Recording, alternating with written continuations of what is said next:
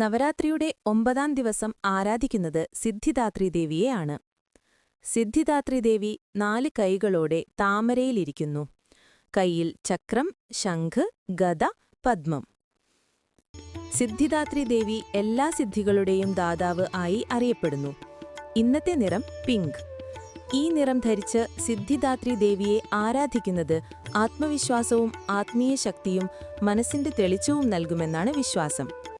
ദേവി സിദ്ധിദാത്രി മഹാവിഷ്ണുവിനും ബ്രഹ്മാവിനും പോലും സിദ്ധികൾ നൽകിയവളാണ്. പൗരാണിക കഥയിൽ പറയുന്നത് ദേവിയുടെ അനുഗ്രഹത്താൽ മഹാദേവൻ അർദ്ധനാരീശ്വരനായി. അതായത് മാം ആദിപരാശക്തി ബ്രഹ്മാണ്ഡം സൃഷ്ടിച്ചതിനു ശേഷം പ്രപഞ്ചം എങ്ങനെ സൃഷ്ടിക്കണമെന്ന ബ്രഹ്മാവിന്റെ ധർമ്മത്തിന് മാർഗം കാണിച്ചു കൊടുക്കാനാണ് മഹാദേവന്റെ അർദ്ധനാരീശ്വര സങ്കല്പത്തിലെ സിദ്ധിദാത്രി ദേവിയായത്. അതായത് പുരുഷ സ്ത്രീ ശക്തികളുടെ സംഗമം ദേവി നൽകിയ അനുഗ്രഹമാണ്. നവരാത്രിയുടെ 9ാം നാൾ ദേവിക്ക് പുഷ്പങ്ങൾ സമർപ്പിക്കാം. പാൽ, തേങ്ങ, തേൻ, പഴങ്ങൾ എന്നിവ നൈവേദ്യമായി അർപ്പിക്കുക. ഓം ദേവി സിദ്ധിദാത്രിയേ നമഃ മന്ത്രം ജപിക്കുക.